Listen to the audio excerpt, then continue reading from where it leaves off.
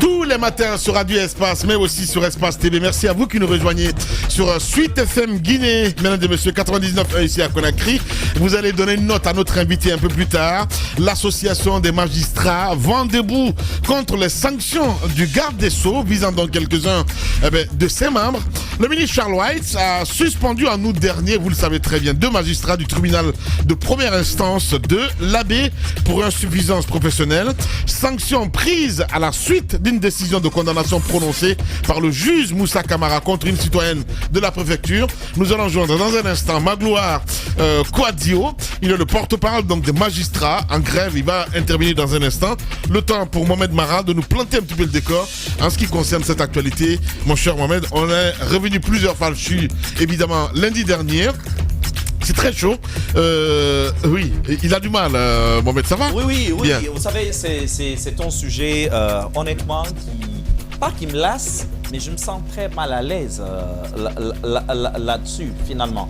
Mais le problème, c'est quoi? Juste aujourd'hui, le garde des Sceaux, je vous l'ai expliqué lundi, est à couteau tiré avec les magistrats, à couteau tiré avec les avocats, également les huissiers de justice. Mais pour les magistrats spécifiquement, de quoi s'agit-il?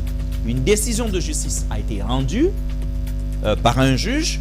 La dite décision a été exécutée par le procureur, donc l'un des substituts du procureur, et la personne a été condamnée, sauf que patatras, on apprend quoi? Que l'ordre est venu de Conakry de remettre cette dame à la disposition justement du directeur national des services pénitentiaires pour ne pas qu'elle soit en prison. Bien. Et le juge est convoqué, le substitut du procureur en question est convoqué, le juge, lui, vient à Conakry, il se retrouve nez à nez avec qui? Dans l'ascenseur, la personne qui a fait l'objet de condamnation. Voilà. Depuis, alors la question nodale qui est posée aujourd'hui, les grandes gueules, à tous les juristes, c'est est-ce que le ministre, la question fondamentalement n'est pas est-ce que le ministre peut sanctionner le magistrat. Voilà. À mon avis, ce n'est pas cela. Bien. Mais est-ce que le ministre peut interpréter une décision de justice? Bien. Parce que l'interprétation des décisions de justice, si ce n'est pas fait de façon technique, c'est-à-dire dans les amphis ou dans des émissions spécialisées, notamment dans les amphis, donc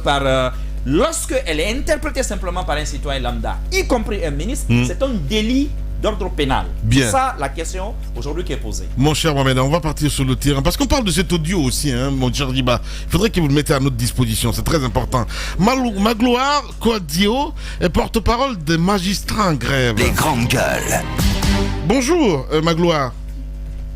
Oui, bonjour, M. Lamine. Bienvenue dans cette émission Les Grandes Gueules. Allez-y. Alors, Monsieur Kouadio, merci de répondre à nos questions. Déjà, nous apprenons du côté des mairies de Kaloum et de Dixine, justement, que l'Association des magistrats de Guinée a déposé des lettres d'information parce que vous comptez non seulement demain jeudi organiser un sit-in devant la Cour suprême, mais mardi prochain, les magistrats de Guinée comptent organiser une marche tout simplement dans Kaloum. Est-ce que ces informations d'abord sont vérifiées? Alors, avant de venir à ces informations, je voudrais déjà souligner que c'est ne pas, comme M. Lamine a dit, certainement il a dit à publier, n'est pas le porte-parole des magistrats en grève, c'est le porte-parole de l'Association des magistrats de Guinée. Parce que pour nous, il n'y a pas un groupe de magistrats qui a observé cette mesure et un groupe qui n'a pas observé.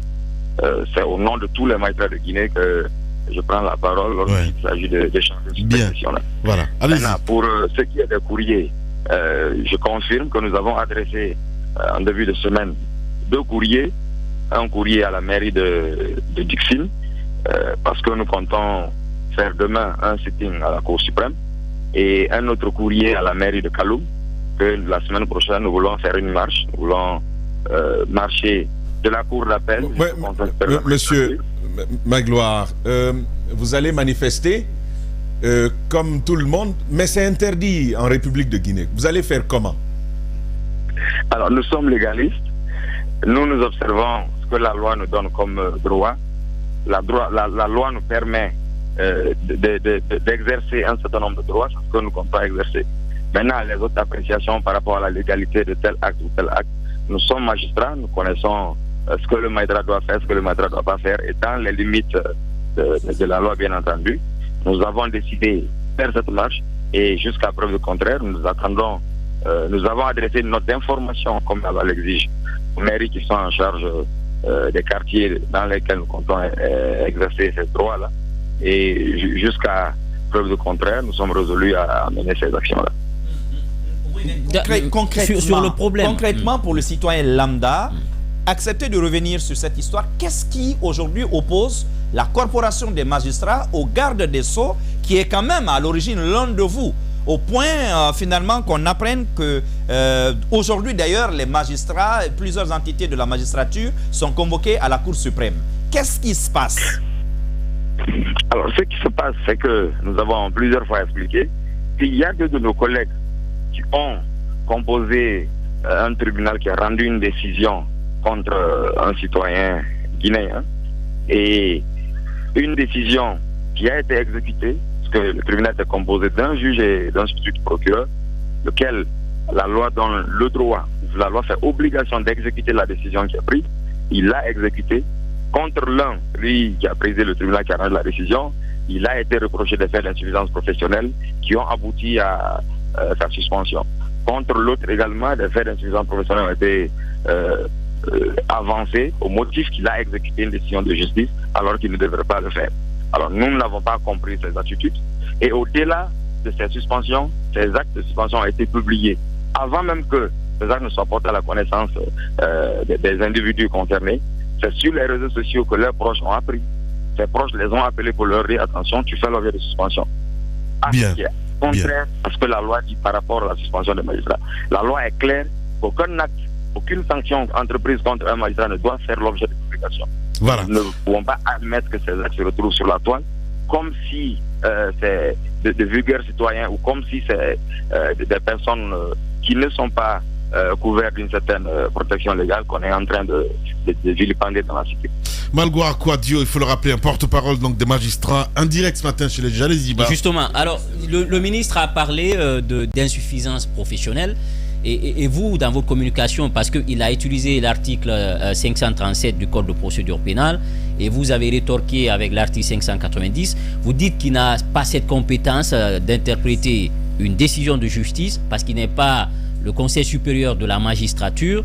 Et comment on comprend tout cela, qu'une citoyenne soit condamnée et qu'elle se retrouve nez à nez avec le juge même qui a prononcé la condamnation au niveau du ministère de la Justice, et le ministre lui-même, à travers une communication qu'il a eu à faire, il nie avoir rencontré la dame et que la dame ne serait même pas venue au sein du département.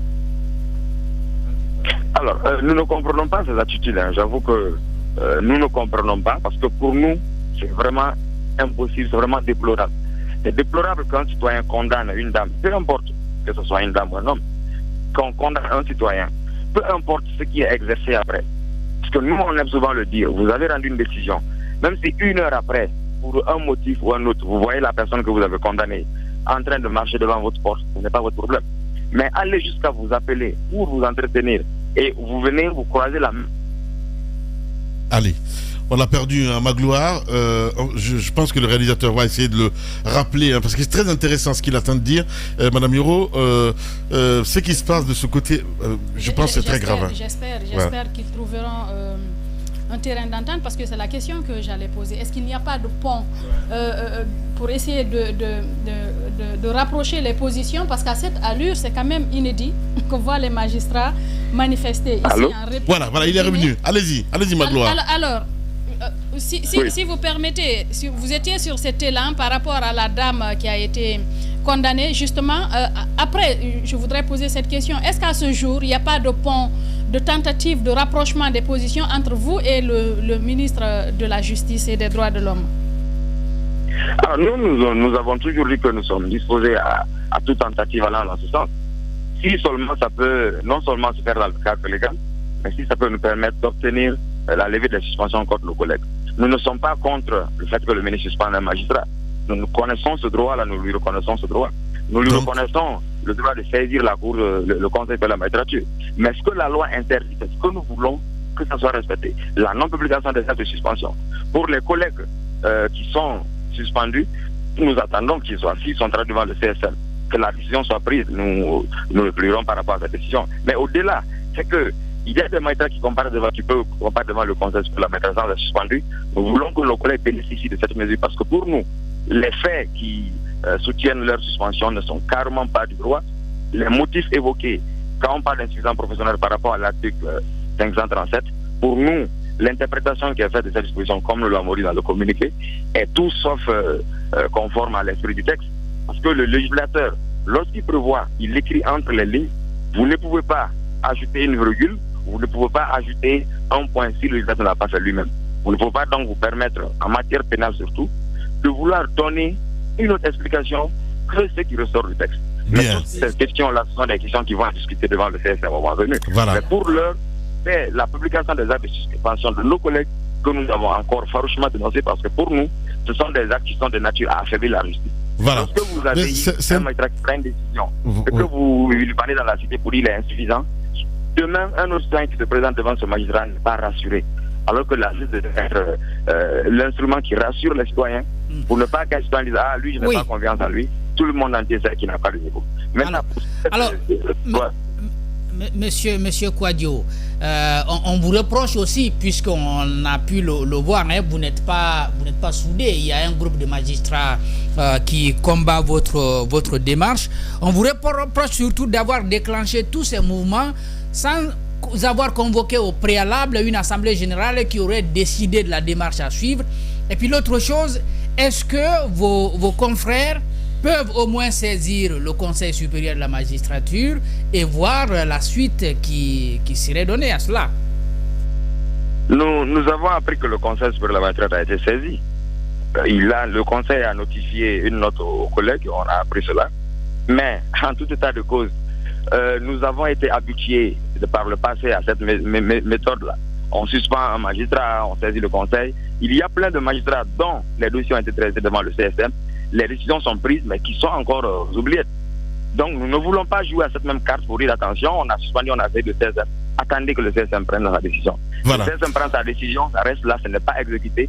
Nous ne voulons pas rentrer dans ce niveau, nous ne voulons plus retomber dans ce piège-là. Merci beaucoup, Magloire Kouadio. Il faut le rappeler, le porte-parole des magistrats. Il était en direct ce matin chez les GG. Chez les GG sur Espace, c'est le match des opinions et des idées. Faire entendre des choses qu'on n'entend pas ailleurs. Dans une démocratie, c'est bien d'entendre le peuple. C'est lui qui a le dernier mot. Les GG sur Espace, c'est vous. Les grandes gueules. Tout sur les dessous de l'actu. Ici, l'actu rime avec liberté de ton sur Radio Espace. Allez, encore 3 minutes avec vous, auditeurs. Mohamed Mara, on a écouté Magloire.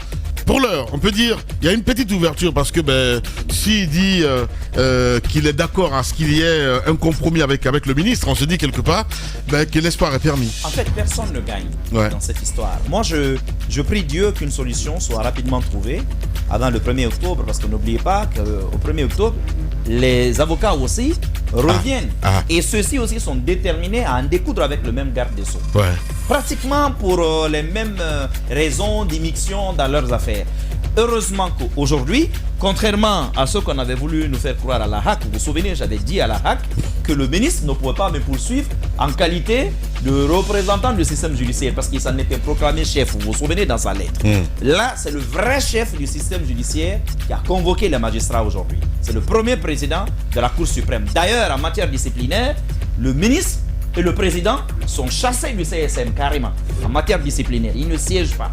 Ils ne siègent pas. Et quand ils sont simplement informés des conclusions, et normalement d'ailleurs, les décisions en question sanctionnant un magistrat ne peuvent pas faire l'objet de publication. Ça, c'est l'un des pans d'ailleurs qui les oppose au ministre. Mais aujourd'hui, on espère qu'avec la sagesse de ceux-là qui sont à la Cour suprême, que les uns et les autres entendront raison. Mais vous avez dû voir ce qui s'est passé. Le ministre a envoyé des huissiers de justice dans les tribunaux, le premier pour constater des absences. Et parce que lui, il appelle ça l'abandon de poste. Donc, pour constater les absences, et il a dit qu'il ne reculerait pas. Mais il y a un fait, par contre, qui ne doit pas nous échapper.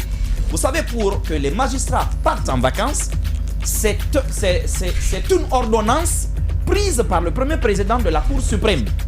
C'est par une ordonnance. Normalement, pour qu'ils reprennent, c'est par une autre ordonnance, même Bien. si on ne le fait pas toujours. Bien. Mais sauf que là, cette fois-ci, on a vu plutôt le ministre qui a fait un long communiqué pour dire aux magistrats, vous allez reprendre. Alors que normalement, il faut une ordonnance, parce que c'est pas lui, son arrêté ou sa décision, qui peut justement faire poids avec une ordonnance de la Cour suprême. Normalement, il Bien. faut une autre ordonnance pour convoquer les magistrats à reprendre du service. Ça, c'est un. Et puis, il y a la rentrée solennelle. Ça, c'est une festivité, c'est des choses que lui, il peut organiser. Donc, aujourd'hui, on espère, parce que le premier président de la Cour suprême a convoqué à la fois l'AMG, mais les parquets généraux, les présidents notamment de la Cour d'appel, de la CRIEF, des deux cours d'appel et ainsi de suite.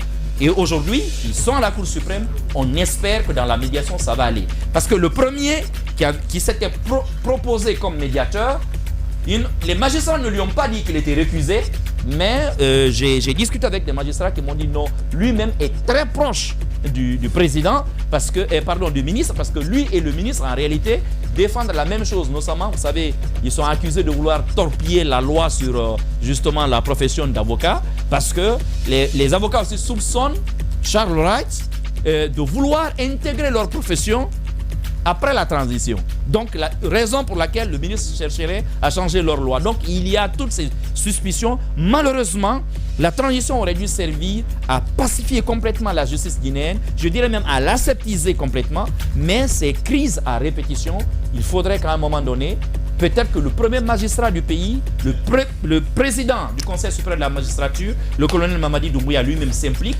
pour départager ces gens. Voilà, qui sait? Allez-y, Tamba, pour clore.